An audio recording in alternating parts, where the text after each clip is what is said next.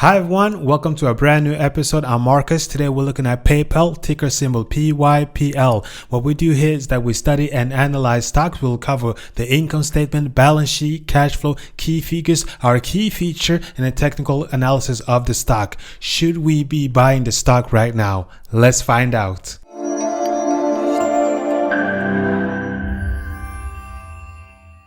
As I mentioned, we're going to take a look at PayPal, ticker symbol PYPL, and they are traded on NASDAQ and are in the trade and service sector. If we go down to the screen, we can see that their market capitalization coming in at $119.7 billion and the revenue coming in at $25.4 billion. The PE ratio is at 29. Now, guys, I like companies with a PE ratio of 20 or below. So having 29, that is just too high for me. So that is a no. But when you see a stock with a high PE ratio, that tells you that the expectation of that stock is high and therefore you might see capital gains on those stocks. But the overhanging risk is if the company doesn't meet those expectations, we will see the stock price fall. Same thing goes when you see a stock with a low PE ratio, that tells you that the market expectation of that stock is low and therefore you might not see capital gains on those stocks. Just keep that in mind. Now, profit margin coming in at 16.4%. I like it because I like companies with a profit margin of 15% or higher. So 17.4%, I like it. So that is a goal for me. Now, price to sales ratio coming in at 4.7. I like companies with a price to sales ratio of maximum 4. Now, coming in at 4.7, I understand it's not far from the threshold. So some of you may go give it a plus, but it's higher than what I normally like to take a look at. So that is a no for me. Price to book value coming in at 5.5. Normally, I like companies with a price to book value of maximum 3. So 5.5, I understand. It's not far from the threshold, but it's still higher than what I normally like to take a look at. So that is a no for me. So if we were to summarize, PE ratio is too high, price to sales ratio is too high, and the price to book value is also too high. So this tells me that PayPal at its current state is overvalued. They don't pay out any dividend, which is a shame because I like those recurrent income. The return on equity coming in at 20%, I like it. Return on equity tells you about a company's ability to create return on their equity. And as for an investor, you want to make sure you have a company with a positive return on equity because that tells you that they are able to create a return on the capital you're about to invest in them. So having 20%, I like it. So that is a goal. Return on asset coming in at 3.6%, a bit low. I would like to see a bit higher numbers, but 3.6. Some of you may think it's all right. It's all right for you guys, but for me it's too low. So that is a no. So the stock is currently traded at $104 per share, and if we go down to the moving average, we can see that we are below the 200-day moving average, 50-day moving average, but also below the 200-day moving average. This indicator tells us that we might see the stock price decline. If we take a quick glance on the chart, we can see that we have been moving in a negative trend channel, but we'll take a closer look at the technical aspect of the stock further down. But let's jump over to the income statement, and what we can see here is on the income statement is that the total revenue went from $12.1 billion in 2017 up to $25.4 billion in 2021, and the numbers have been growing steadily every year. That is a plus. Gross profit went from $8 billion up to $20.3 billion. Same trend here. The numbers have been growing steadily every year. I like it. Net income went from $1.8 billion up to $4.2 billion. Same trend here. The numbers have been growing steadily every year.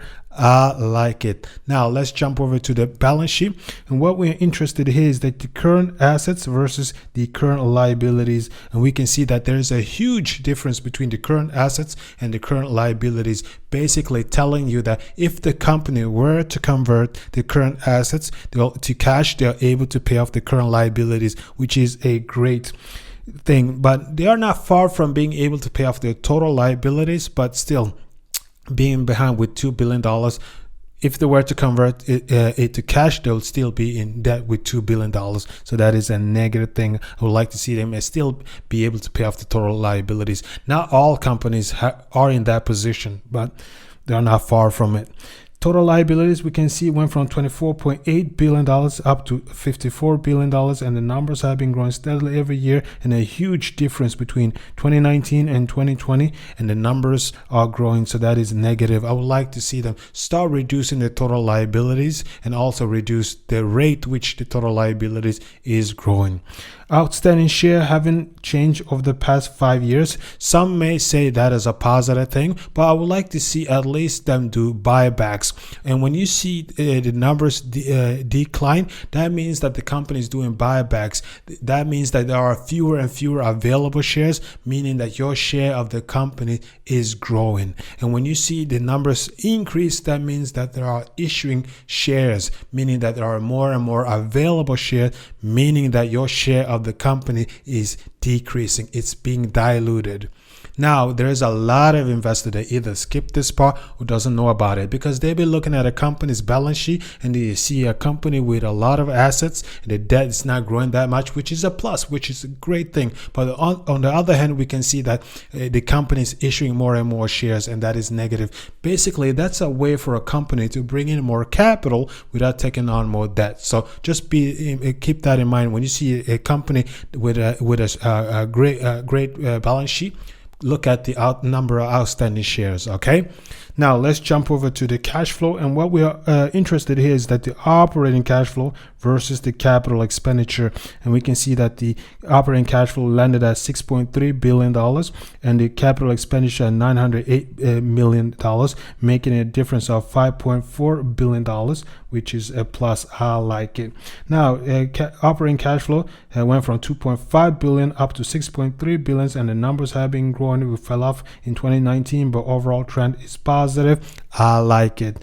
Capital expenditure haven't moved much, went from 667 million up to 908, and the numbers have been growing. Same thing, we fell off in 2019, but overall trend is positive. I like it. I like the fact that the operating cash flow is improving, also that they continue to invest in the business, so that is a plus. Now let's jump over to the key figures.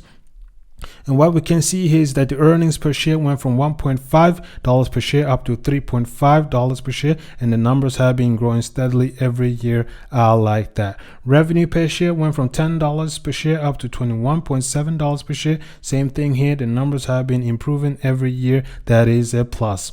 Equity per share went from $13 per share up to $18.6 per share. Same trend here. The numbers have been improving every year. That is a plus. I like that.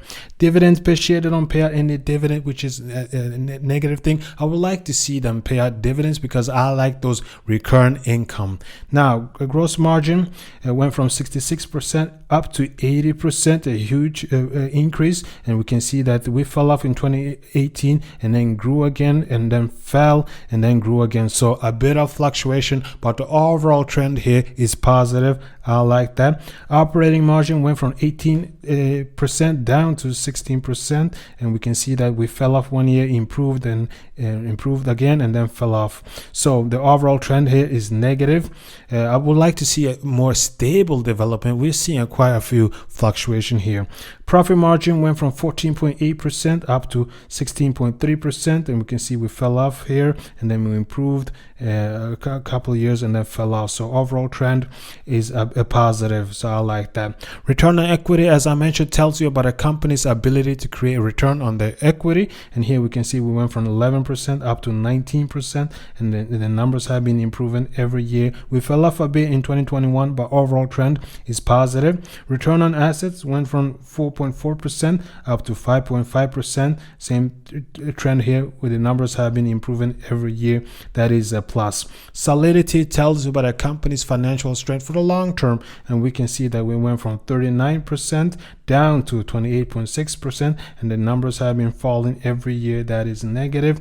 Balance sheet liquidity, same thing as solidity, but here it looks at the company's financial strength for the short term, and we can see we went from 17% down to 17 down to 6, and the numbers have been falling every year. We improved a bit in 2021, but overall trend is negative.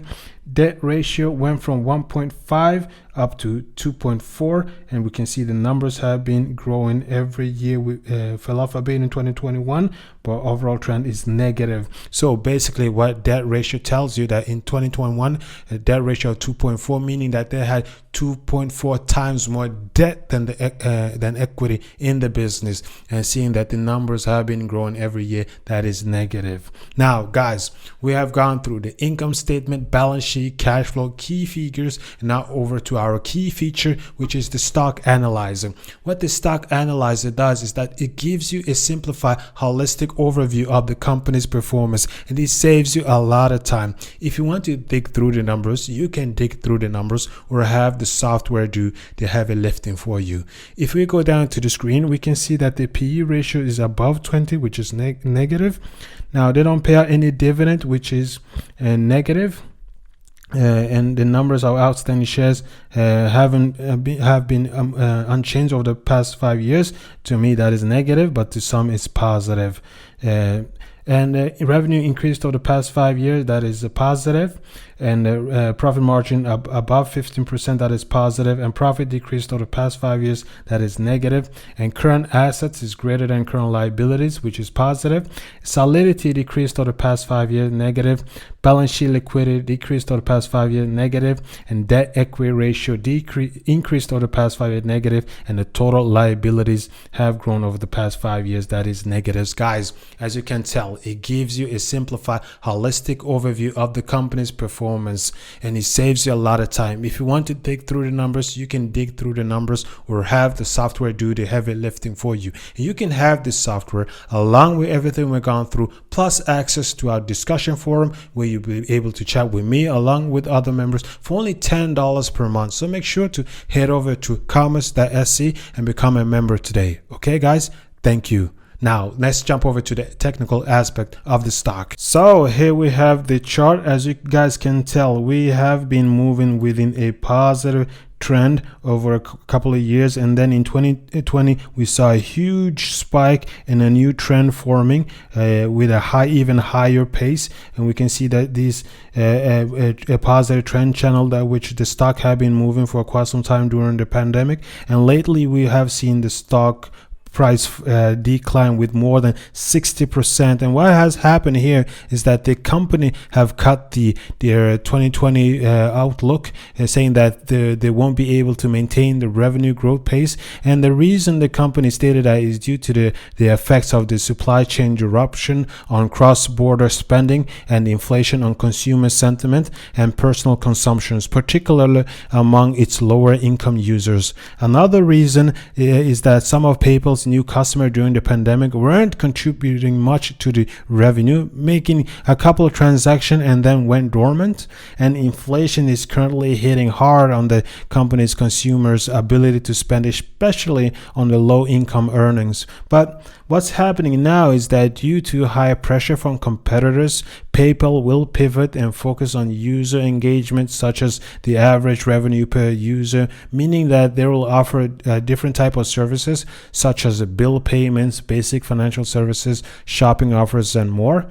And the really key indicators to when you study and analyze this stock is the retail sales development, the consumer sentiment, inflation, and travel, because some of the PayPal's competitors are into travel and physical transaction. For instance, Visa and MasterCard, and another huge competitor is eBay. So seeing that these the stock price have declined and that they cut their 2020 outlook, this opens up a huge opportunity for the people who are looking to enter this stock, meaning seeing a stock decline of 60% is huge. But I don't think we'll see such a huge development for quite some time, and the huge opportunity here is due to the pandemic, increase in commerce, and also that the government stimulus package that came out. So I don't think we'll see such a huge development.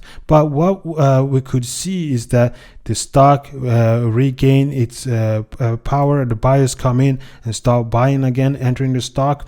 For me, what I would like to do is I will stay away for at least until April, May, until the stock market reposition itself. There's a lot of things going on in the markets. So I think for the long term, there's a huge potential here to buy the stock and just have it for a couple of years to earn those capital gains. So that's how I would trade the stock. How would you trade the stock? Please let me know in the comment section below. And if there's any stocks you want me to take a look at, please let me know. And I truly hope you have enjoyed this episode. And please give me a thumbs up, comment, subscribe, and let me know what you think. Until next time, guys, take care. Bye bye.